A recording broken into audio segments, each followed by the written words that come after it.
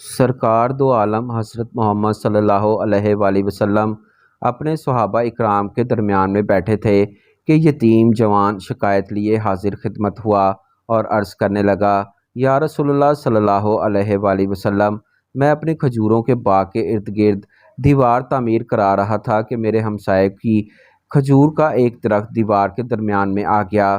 میں نے اس سے درخواست کی کہ کھجور کا درخت میرے لیے چھوڑ دے تاکہ میں اپنی دیوار سیدھی بنوا سکوں۔ اس نے کھجور کا درخت دینے سے انکار کیا تو میں نے اس کھجور کے درخت کو خریدنے کی پیشکش کر ڈالی۔ میرے ہمسائے نے مجھے کھجور کا درخت بیچنے سے بھی انکار کر دیا۔ حضرت محمد صلی اللہ علیہ وآلہ وسلم اس ہمسائے کو بلا بھیجا۔ ہمسایہ حاضر ہوا تو آپ کی شکایت سنی، جسے اس نے تسلیم کیا۔ واقعتاً ایسا ہی ہوا ہے۔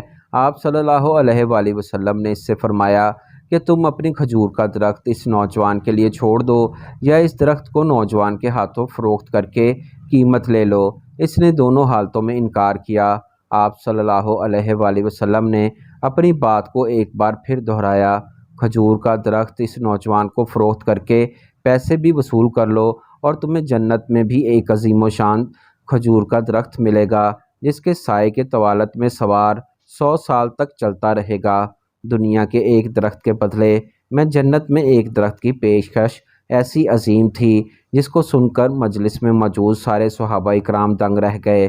سب یہی سوچ رہے تھے کہ ایسا شخص جو جنت میں ایسے عظیم و شان درخت کا مالک ہو کیسے جنت سے محروم ہو کر دوزخ میں جائے گا۔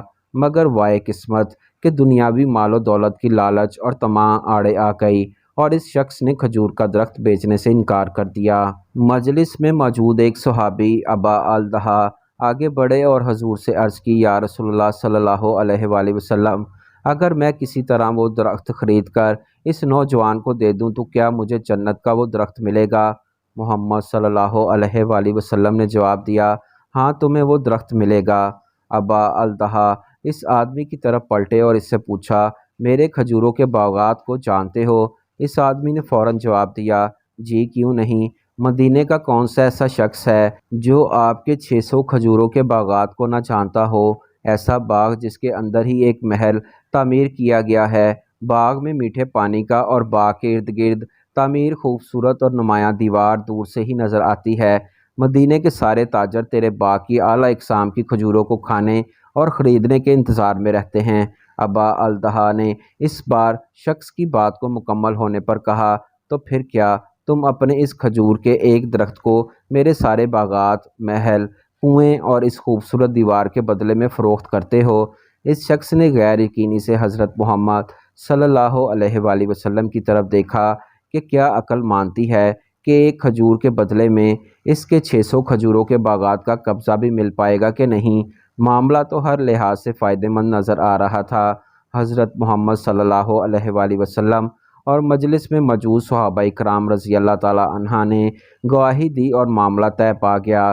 ابا الدحیٰ نے خوشی سے حضور صلی اللہ علیہ وآلہ وسلم کی طرف دیکھا اور سوال کیا، یا رسول اللہ صلی اللہ علیہ وآلہ وسلم، جنت میں میرا ایک کھجور کا درخت پکا ہو گیا نا؟